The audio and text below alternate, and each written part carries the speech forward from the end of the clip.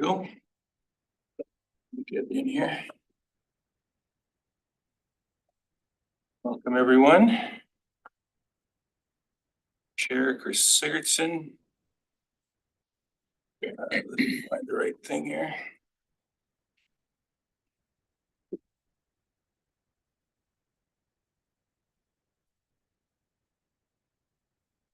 Call to order the May 20th regular meeting of the Blue Rio School Division Board of Trustees.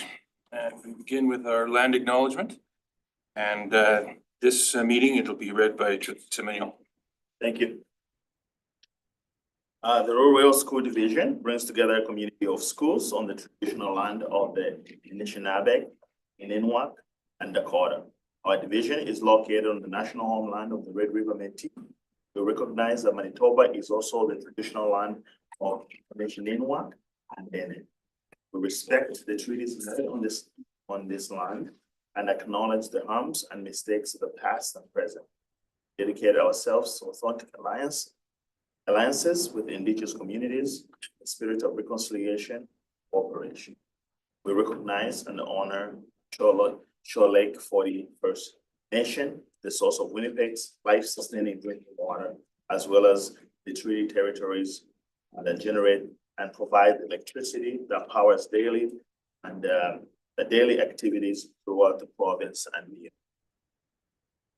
Thank you very much.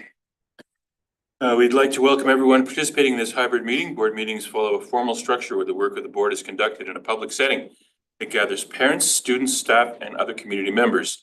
As chair, it is my duty to preserve order and decorum at all times. All in-person and verified virtual attendees are reminded to observe the procedural bylaws to engage in a respectful and orderly manner. We'd like to remind everyone there is a 15-minute public question period at the end of the meeting. And verified virtual participants and verified in-person participants can bring forward questions for clarification regarding items on today's agenda. If your questions are not related to tonight's agenda, please reach out to the division by emailing info@lrsd.net.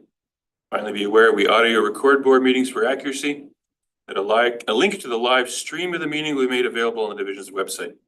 Unless otherwise approved, other photographs, personal recordings, audio, visual, or otherwise are not permitted. Then we move on to 1.3 to our affirmation and a vision and mission. Our vision is for all members of our community to excel as caring, confident, capable, and resilient lifelong learners who contribute to a democratic and sustainable world.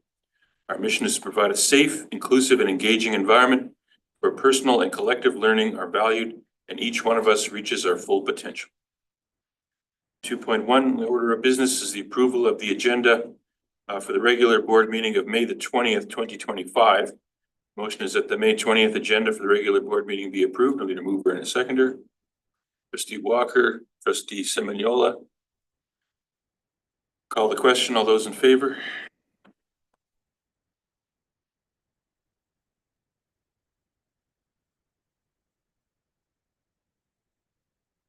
Carried. The minutes of the regular board meeting of May the 6th, 2025, no changes are required, so the May 6th minutes will be accepted as distributed. Now move on to item 3.1, LRSD news. We have news from the Board of Trustees provided by Trustee Walker. Thank you.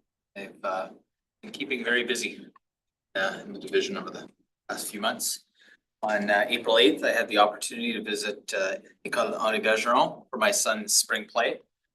Theme was Live, Laugh, Love, and the students did an incredible job of lighting up the audience with their musical performances and witty interludes between acts. Staff also took part in the fun, with several playing active roles in the production. Monsieur Chartrand, the school's administrator, played the guitar. Monsieur Levesque, the ed teacher, performed on a unique and intriguing percussion instrument. And Mr. Searcy, one of the student services teachers, entertained the crowd by playing a vacuum cleaner.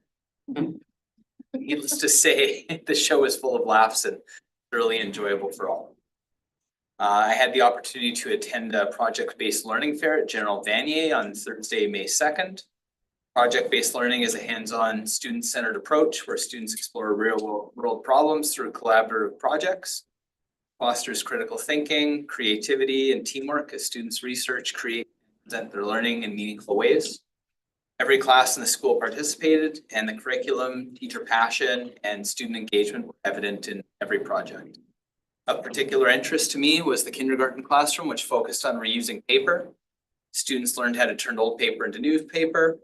They were kind enough to share a wildflower seed bomb made of reused paper and a bookmark. One of the grade 1-2 classes created a neighborhood guidebook that was filled with a variety of places that they loved around Windsor Park. The guide included local parks, businesses, and places of interest.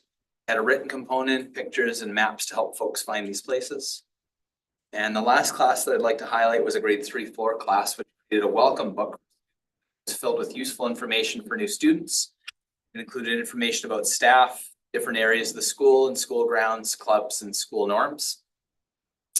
I also had the opportunity to meet with the staff at École Howden to discuss their bike bus initiative.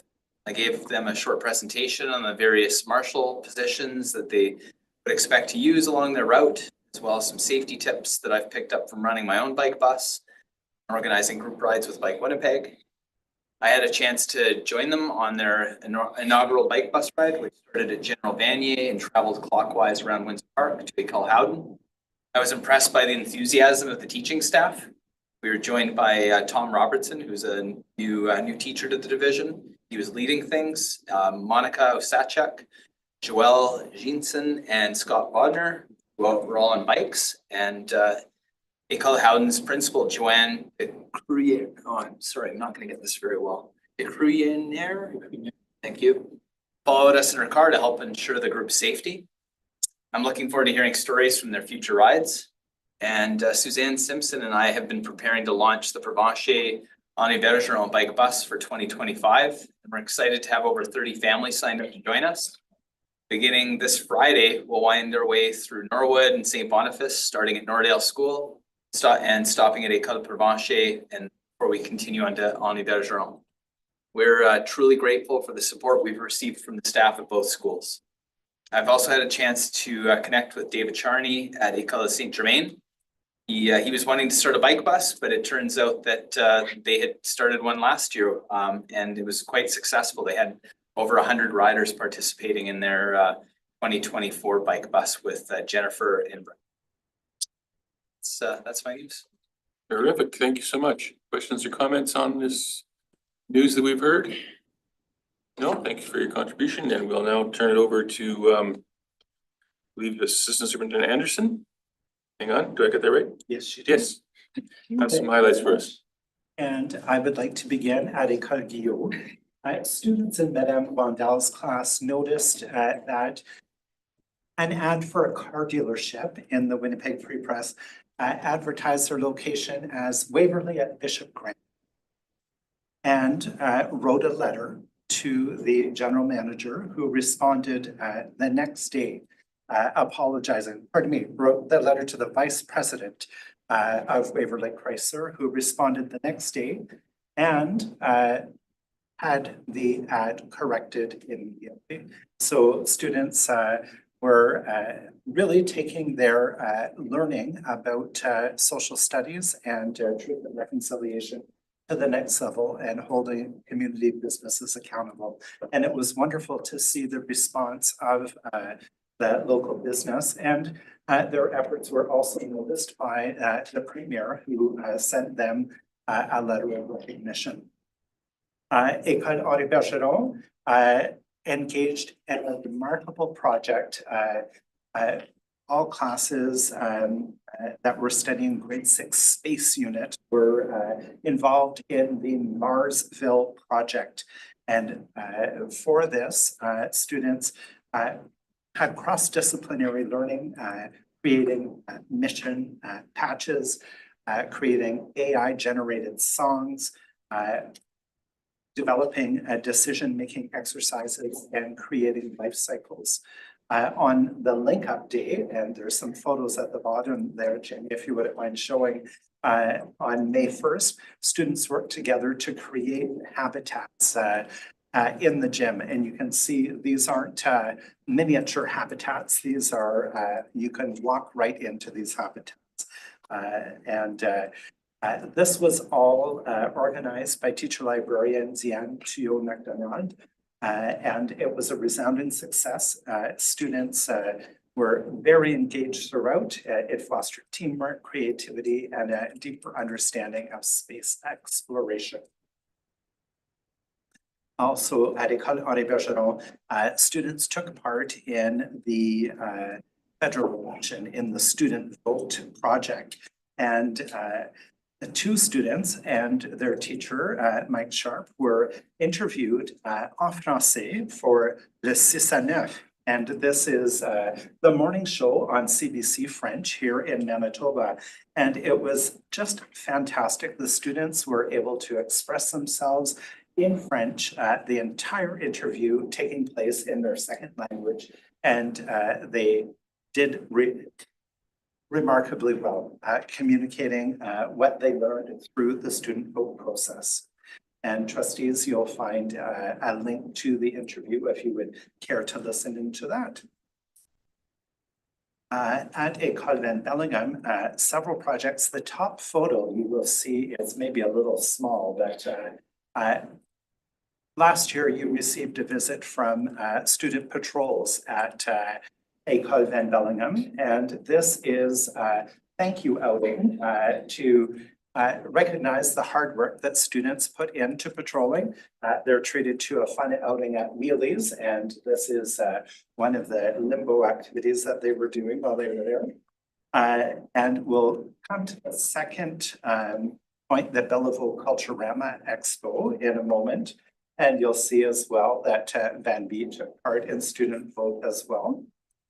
I have some photos to complement the report that Trustee Walker gave on the project-based learning evening at General Vanier School. I also was impressed by the learning that students had done and the way that teachers were able to integrate so many different curricular areas into a meaningful and compelling project for students to engage in.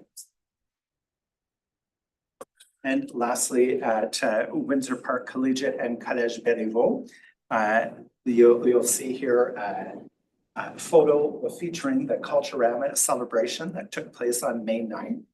It was a wonderful event. The showcase was suggested, planned, and shared by students, and it has grown exponentially since its inception.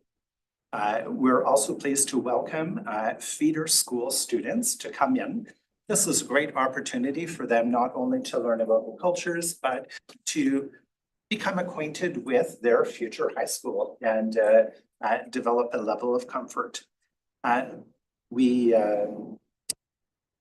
during the day had great food, language, dance, traditions, and clothing. There was a fashion show and dance party.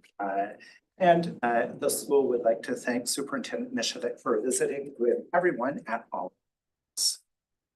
And Coffee Club, Collège Béliveau and Windsor Park Collegiate, as you know, are a stone's throw from each other. And the two schools have been engaged in a number of joint initiatives this year. And recently, during the month of April, they partnered in support of St. Boniface Street Links, collecting coffee. And it was a friendly competition between the two schools. They gathered 60,000 grams, that's 60 kilograms of coffee between them, which translates into about 2,800 cups. And that will certainly make a difference for the folks at St. Boniface Street Links. And they look forward to next year's Coffee Cup Challenge as well. And the last item on the list is, again, a joint project between the two schools. And this is the official opening of the new rubberized track. There was a ceremony on May 8th with representation from both schools, 3 levels of government, Chair Sigurdsson and the Councillor Brian Mace was MC of the event. There was an opportunity to thank the Collège Béliveau Park, as well as Maple Leaf Construction, who did a terrific job turning the former gravel eyesore of a track into a state-of-the-art rubberized facility that is a true enhancement for both schools. and the entire community. And certainly you'll see community members using it in off times. Special thanks to the track team members from both high schools who ran the ceremonial relay with Councillor Mays and other track alumni. And we look forward to sharing the space and using it to its fullest potential for the years to come. And that ends my report. Thank you. That was a wonderful event. I was there, and Councillor Mays did assemble a team of former track stars from LRSD schools, and that was exciting to see them run. And it's a beautiful rubberized track, replacing the, as you say, the eyesore that was there before. Mr. Palmquist. And thank you, Jeff, for that. And I wanted to say, you know, as just started a new position a few weeks ago at St. Boniface Street Links, and I'm glad that you mentioned that. I just wanted to say that I was actually just in a meeting this morning where the use of that copy was being discussed, is making it available to the residents of the Fountain Street Sober Living Transitional Housing Apartment Building. In order to build a sense of community and get people out of their rooms interacting with the other tenants. So it's going to be put to great use. Excellent. Thank you for that. Excellent, thank you. Any other questions or comments on this news? Good, thank you. Move then to 4.1, Finance and Audit. Turn it over to our Secretary Treasurer, Nikki. Thank you very much. And so this is our financial report for the 9 months up to March 31st, 2025. I just wanted to report that we recognize revenues of $180,738,774. That represents 72.8% of total budgeted revenue for the period, which is meets our expectation for this point of the year. As well as our operating expenditures have incurred $176,065,049. That represents 71.2%. And that also meets expectations for the year. So that's what I'd like to report for this quarter. Good, thank you. Questions or comments on that report? Okay, self-explanatory. Move then to the borrowing banking bylaw. We have a line of credit that we use for unforeseen circumstances, but also just for day-to-day business. I'll let Secretary Treasurer Nikki explain that, and we have a motion to authorize. Yeah, thank you very much. And so this time every year, we issue a borrowing bylaw, and this is to help meet our current expenses for the remainder of the year. As you are aware, we do have a difference in cash inflows and outflows at this point of the year, as our the money that we received for school property taxes, we don't receive until July. And so usually between now and end of July, there is a gap in the amount of funds or dollars that we receive to pay for our expenditures. And so for this year, we are requesting a line of credit of up to $90 million to help satisfy our obligations. Thank you. So the motion is that the procedural bylaw requirement of section 1.3 regarding the limit to 2 readings at any one meeting be suspended with leave. Secretary Treasurer Nikki read first, second, and third time long bylaw 2024-2025-004, providing for the borrowing of monies upon the credit of the said school division to meet current expenses and finally be adopted. I have a mover and a seconder for this. Trustee Nemeth, Trustee Turner. Call a vote, or we have to listen to you? Want me to read the whole thing? No, we're fine with that. Okay.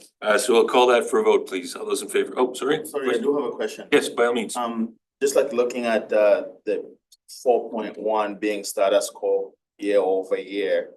Again, this is rough math. It looks like last year was 45 million, representing roughly 18 budget. Versus this year, 90 million, representing 36% of budget. What's driving that extra 45 million for this year versus last year? Yeah, so what's driving that is the new settlement of the teacher contracts, which has driven up significantly our salaries, as well as the build of our new school. We're incurring some large one-time expenditures, as well as we are still upfronting costs that we're waiting for the province of Manitoba to cover. And so that's why we're asking for an additional 45 million. Okay, I guess it's set up normally then. Yeah. Compared to previous years. Thank you. So we'll call the question. All those in favor?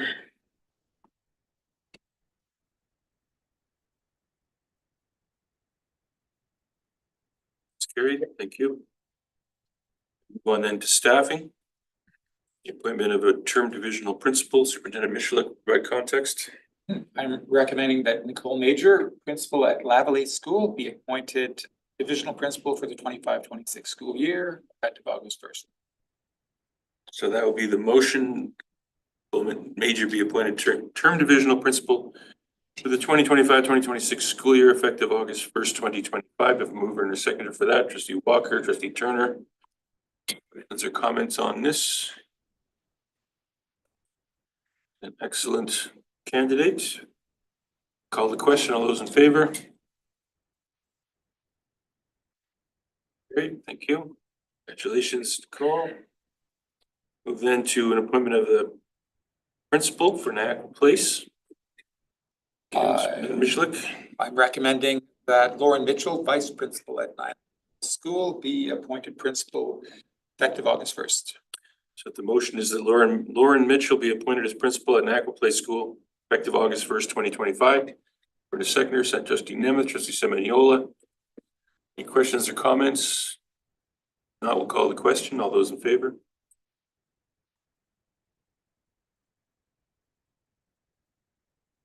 Motion is carried. Thank you. Congratulations to Ms. Mitchell. We then move to 5.3, and this is a bit of housekeeping from things that we just recently did. The leave request, and again, Superintendent Michalik will provide context for the board motion. As you said, Chair Sigurdson, it's a bit of housekeeping. This is a leave request for Mia Gunther in her divisional principal role, taking on the term assistant superintendent role for effective June 1st, 25 to June 30th, 26. And for Nicholas Kelly, also taking on a director role, a leave request by Nicholas in his divisional principal role that he presently occupies. So this is effectively keeping those positions. Yes, it's being Yeah. mindful that Mindful. these two colleagues are a part of the Manitoba, are a member of the Manitoba Teachers Society, or members of the Manitoba Right. Teachers Society, and requesting their leaves.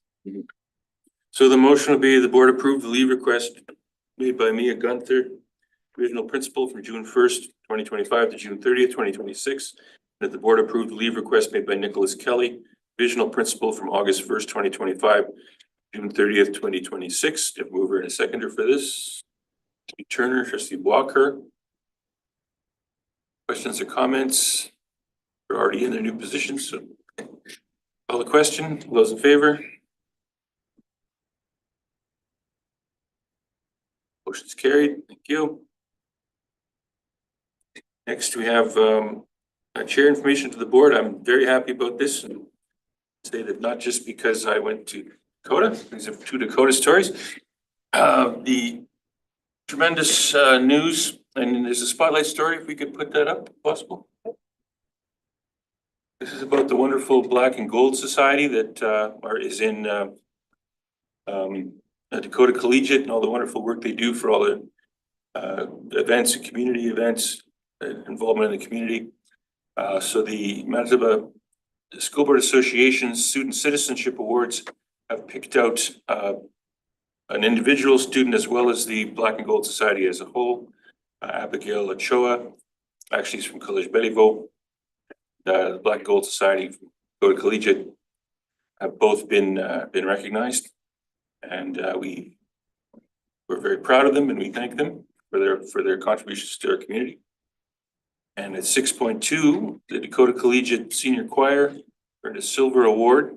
Again, there's another spotlight story for that. Check out our website.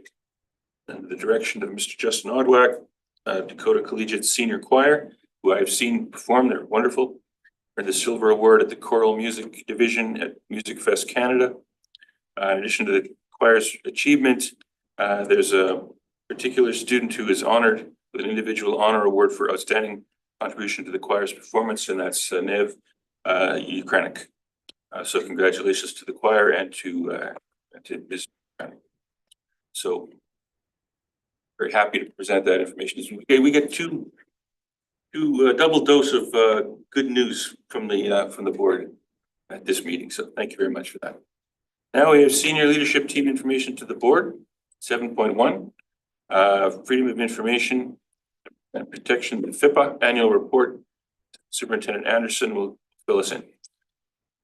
Good, thank you. As you know, the Louisville School Division is a public body under the Freedom of Information and Protection of Privacy Act. And as such, members of the public may request information of us in line with that law. So we are required to report to the province annually related to the number of requests we have received and what the dispositions were for each request. And here you will see a summary report that is being submitted to the province later this month in line with their expectations. So during the 24-25 period, there were 22 requests that were received. Of those, 2 were brought forward from the previous year, and 6 were brought forward to the next year, meaning that in this report, we're actually reporting on 18 total. And you'll see that of the 18, 6 were granted access in full to the information that required. 3 were granted in part. 6 were denied because the record requested did not exist or could not be located. And there were several specific examples, 3 in total, where the request was either out of scope or sent to our school division when in fact it should have gone to a different public body, or information was requested that had already been provided, and thus the request was disregarded. So a total of 18 requests. And in some cases, again, on the following page, where there are certain mandatory and discretionary exceptions to disclosure, and the province requires us to report on what grounds we are either refusing to provide information on a mandatory or discretionary basis, and you have those reported for you in that report. The table 4 reports the timeliness of the response. We're required by law to answer within 45 days unless an extension is required up to another 30 days. And you can see that 2/3 of the requests were answered within the initial response period, and extensions were required for another 1/3 of the requests. The law also allows for public bodies to collect fees to the school division, any fees for providing the information that was requested this past year. This is an area, however, that we are looking at accessing under the legislation because the volume of requests has grown considerably. So if in that report, I shared with you that there were 18 requests over the whole year, it is the middle of May, and we have received 17 requests so far this year. So the volume of requests is increasing, and this in conversation with other school divisions seems to be a trend that others are experiencing as well. Thank you. And again, this is, we're mandated to provide this report publicly annually. This is what we're seeing. Any questions or comments on what we've heard? Thank you for being so comprehensive and giving us this. Oh, is there a question? Right. Yeah, by all means. Is there a trend on what kind of information we're being asked to provide? No, it's just, okay, So all right, that's. Yeah, good question. Yeah. Yeah, thanks again for that input. We'll move now to 7.2. The enrollment report passes over to Superintendent Michalik. Again, this is another dated report. Well, when we bring you the quarterly fiscal updates, we also take an opportunity to look at the enrollment report, which is actually available to everyone on the website every day. And I'll have the Secretary Treasurer open the first file. And if he scrolls down a little, you can actually fill the screen by clicking on the little arrows at the bottom of that first report. No, not that one. The other one, arrows in the corner. Yep. So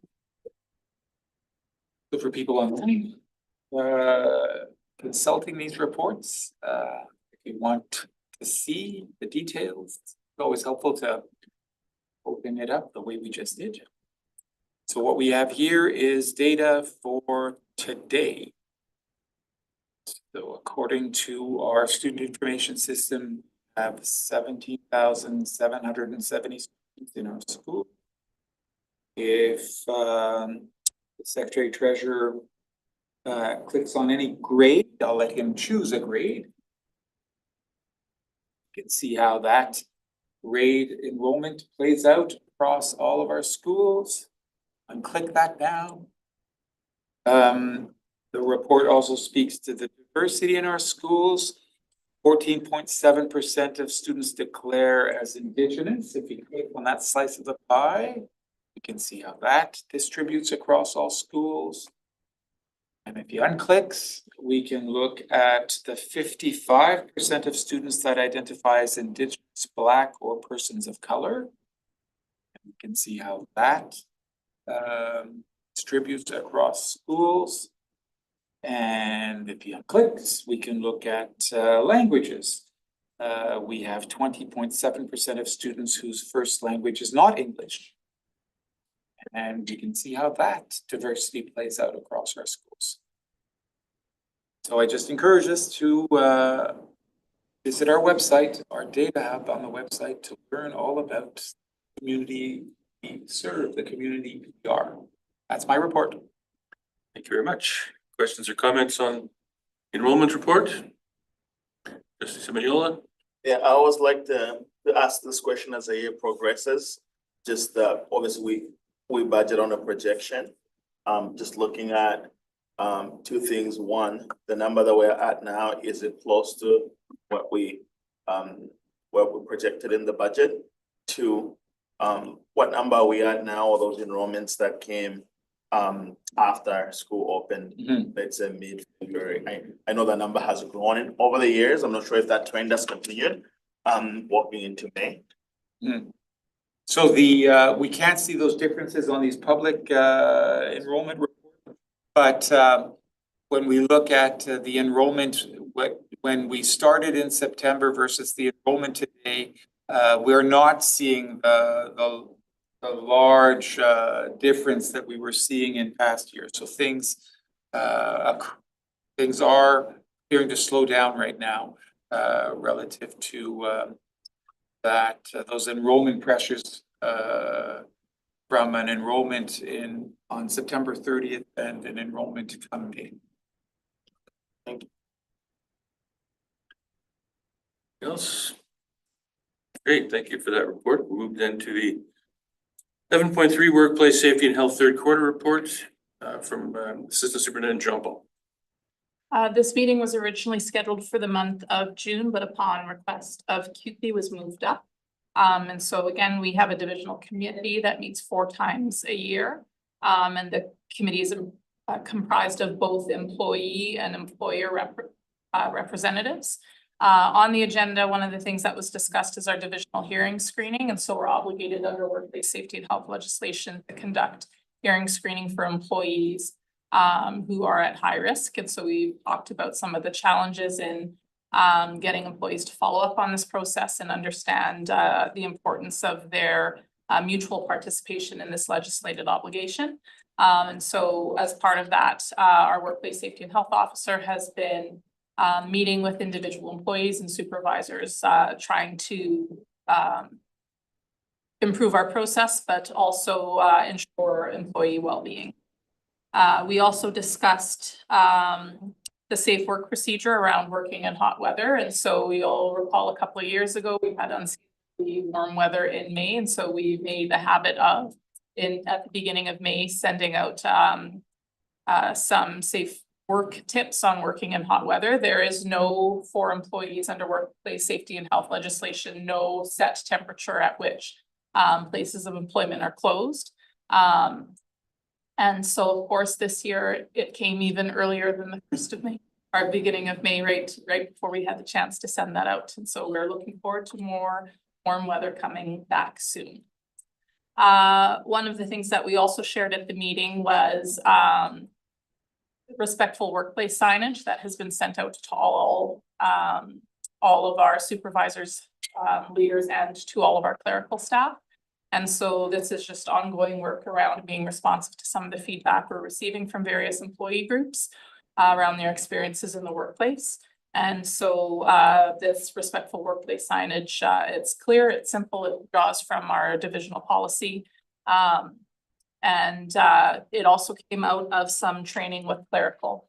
And one of the asks from clerical was also around some language to use in some of those more challenging situations. And so that was discussed at the PD with a follow-up in writing with some written suggestions or sentence starters that they might use in some of those more challenging conversations. We also reported on some of the professional development that has recently occurred. And so our workplace safety and health officer was part of providing training for all educational assistants on the reporting process for incident reports, as well as professional development for all of our custodial and maintenance staff around safety, particularly around some of the tasks that they complete.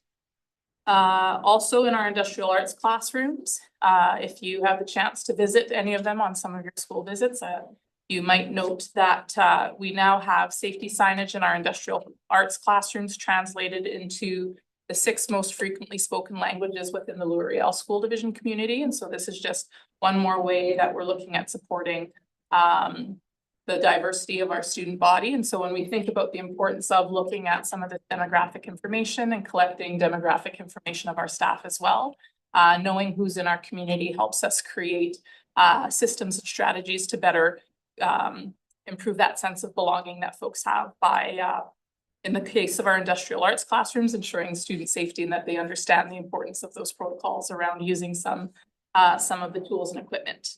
And finally, similar to the presentation that the board received, we shared about the TCI training with the Workplace Safety and Health Committee. So again, another initiative that the division has undertaken and is investing considerable time and resources in to address employee well-being across the division. And so that will be our 4th and final meeting of the year, and we'll reconvene as a committee early next year. Thank you. Thank you for that report. I was actually about to ask what the 6 months are until it occurred to me the previous item, the dashboard would have that, and it did. So just want to say thanks again for the dashboard as well as that presentation. And just for the sake of anyone listening, top 6 are, aside from English, are French, Arabic, Yoruba, Spanish, and Tagalog. Actually, probably what really interesting jumping out of that is that there are 15 languages that are spoken by more than 1% of the student body, which is really like a remarkable statistic. I had a quick question related to the early part of your report. Thank you. just with respect to extreme weather. Another interesting statistic, since I'm doing those, is that I read that around 4 p.m. On last Tuesday, for about a 10 or 15 minute period, Winnipeg was the hottest city on earth for a very brief moment. And I wanted to reflect maybe on the reality of climate change that we're living in today. These types of events, the trend line points to hotter and hotter weather earlier in the year. Is there any room for or opportunity within this framework or another to consider something on the lines of a extreme weather, hot weather policy or practices that we can examine going forward? Yeah, so I would say, you know, in the absence of policy or even in the presence of, you know, provincial legislation would always supersede that. And so for the example of working in hot weather, there's clear guidelines from workplace safety and health around that. And so our safe work procedure just supports the information from the province. And so similarly around other issues, air quality is one of them, you know, Right. forest fires. And so that's something, again, where we defer to the government and their directives around that. And I think some of those things, you know, when there's not a hard and fast directive, for instance, around hot weather, there is around cold weather, Yeah. working in right. cold weather, but the hot weather. Traditionally our problem. Yeah, and Right. the example given by the provinces, you know, the directives around working in hot weather, you know, we're not talking about a hot science classroom without air conditioning. In that instance, they're Right. talking about, you know, someone doing welding in full PPE in, you know, a +40 situation, right? And that's what they were developed for. And so there are some limitations to the context behind those, but again, I think we rely on provincial directive around those pieces. Yes, correct. Can you be more specific, on the wording of the signage that's going into schools? If you don't have it there, you can bring it later, but I'd be interested in hearing what that, Yeah, I can and provide. it's at the window of every office, is? We've asked that they place it where it makes sense. The layout Okay. of all of our offices are quite Okay. different, and also just indicated, you know, for example, for clerical staff, you might want it somewhere next to your workstation. Right. So if you're on a telephone call and you want to reiterate that language. But I will ensure that a copy is sent to. Yeah, because we did talk about that, actually last year in terms of, a piece of protection for staff, so I'm interested to see what came out of that. Thank you. Anything else? Anyone else? Thank you very much for that. Interesting. And it's a nice segue talking about the heat conditions to 7.4, which is air conditioning in schools. We've made a commitment in our budget to address this issue, and I'll turn over to Superintendent Michalik to provide an update on how we're doing. So we talked about that commitment, as a board and senior leadership team. You've asked the local taxpayer to contribute $630,000 to this coming budget year, but you've also made it official that you have a 6-year plan to retrofit 10 schools with air conditioning. And so we've been busily putting together a list of criteria to decide which of our schools will be retrofitted this summer, and to also provide the community with a projected implementation timeline for all 10 schools. With the caveat as well, that you talked about this as a board and senior leadership team, that if a budget surplus ever allows, we would retrofit sooner. So we talked about that list as a board and senior leadership team, and so we now have a communication ready to go out to the community. We'd rather that the community receive it all in writing with criteria and not hear about it in a board meeting on a Tuesday evening. But I want the board to rest assured that I have a draft in front of me, ready to go out to the community in the coming days. We also want to check in with, I want to check in with school principals before the communication goes out to staff, students and families. But the board can expect to see made explicit to everyone the implementation timeline and the criteria that have gone into that implementation timeline. That's wonderful news. Thank you very much. Any questions or comments on our plan and what's happening? It's good to keep our public informed. Thank you very much. Move on then to accessibility plan updates. And again, we turn over to Assistant Superintendent Cormack to provide a update on our plan. No updates tonight, still working on renewing the policy for the next board meeting. Gotcha. Very good. Thank you. Then we move on to monthly communications update, the annual report to the community. The ARC, which I'll pass on to Superintendent Michalik to explain. Well, we have a table of contents right now for our draft annual report to the community. We start working on that annual report that is published in September. Start working on it at this time of year in May. And I thought it might be informative to have trustees see the brainstorming that has occurred, and the draft table of contents for next year's annual report. And I welcome any considerations, any feedback from the board. I think there'd be an important story to tell that might be missing. But you have the sections of our annual report that have been consistent over the years. And then you have some of the stories we think are important to share with the community come September. First year of a full day, everyday kindergarten program. We have a survey going out to parents right now. We've surveyed staff, so I'll have a report in June for the board that will contribute to the story and the ARC. We're bringing early childhood educators and kindergarten teachers together on the land later this month. We are excited about Thursday's event at the Forks, where we will launch Strategic Action 4.5. We've learned alongside Dr. Alex Wilson as a leader team. Some of you have seen the Star Blanket to the Film Center. Students at CJS had this amazing night market that we need to celebrate. Recently, Dakota Collegiate had the Lieutenant Governor National Day of Pink. We're expanding Propel. We've expanded Propel in our French immersion high schools, and hope to see that grow and see project-based learning continue to grow across all our high schools. There continues to be this notion that in French immersion, it is an elitist program, only open to some.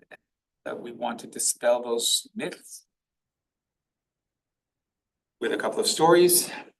I tell the story of how we support diversity of students in our French immersion schools and celebrate their diversity.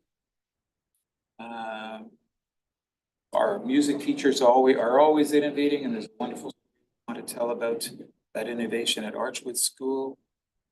We can't ignore artificial intelligence and the impact it's going to have in our lives, and including public education. So we've been learning about that. And a section to the ARC that we think might be worthwhile considering. It's a remembrance to those who.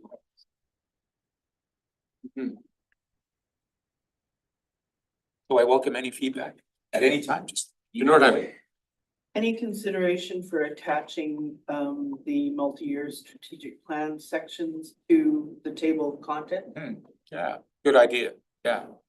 Make it explicit how the stories tell the story of the multi-year strategic. I think Yeah. This is where it really has to kind of connect, so I don't know if it can. Very obvious. In colors or whatever, but that would be helpful, I think, for the community. Sure. Very important. Anyone else? Very good. Thank you very much for that. And actually also what we're going to do is have the ARC this year, No problem. go out to the public both in a traditional paper form, but we're going to develop a digital ARC that will be like you've seen us develop more and more some very interactive digital publications that can just allow the reader to go deeper and to other stories. With a lot of links. Yeah, so thinking of what Yeah. trustee Nordheim just put on suggested. Suggestion of Excellent. how the multi-year strategic plan ties to each story. Wonderful. We can have that come alive in the digital, most of all in that digital version of the. Thank you for the report. So section 8 is correspondence. We have correspondence received and sent. Received as well from the MSBA. None of which has been pulled out for discussion, but it is now part of our record. Moving then to action items, number 9.1, bylaw 2024, 2025-002, religious instruction at École Julie Riel. So this is the request for religious instruction under the Public Schools Act. And when request is made, we comes before the board. So we have a motion that bylaw 2024-2025-002 being a bylaw to authorize the instruction of religion at École Julie Riel during the 2024-2025 school year receive first, second, and third reading and be approved. If anyone mover and a seconder for this motion, trustee Semignola, trustee Turner. Discussion. Hearing anything, we'll call the motion. All those in favor?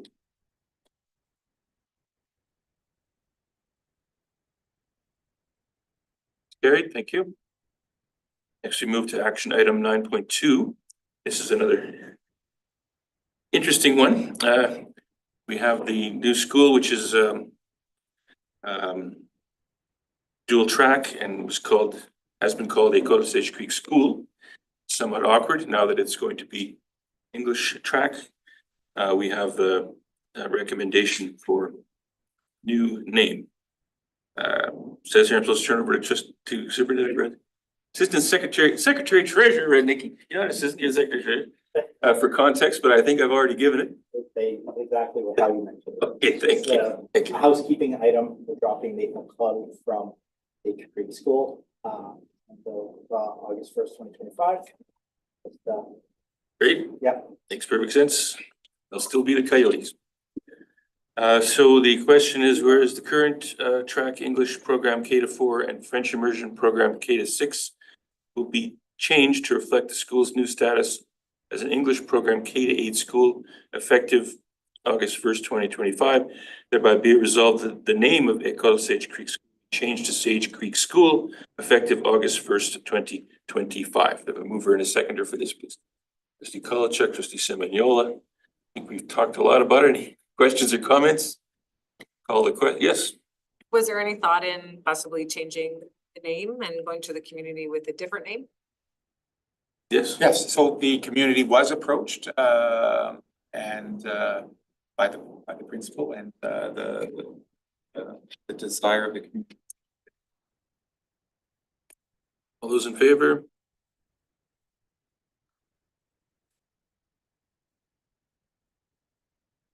It's carried. Thank you. We then move on to public question period. Again, we have someone here, Ms. Sincere. You have any questions for us today? I don't have a question. I'd just like to say that I put a request in to speak, and I'm very excited about that happening. Yeah. I hope that it can happen. You'll have a written reply tomorrow. It's a long weekend, I apologize. And anyone else online who? Nothing online? Okay, there we go. All right. Meeting is adjourned. Thank you very much for your time.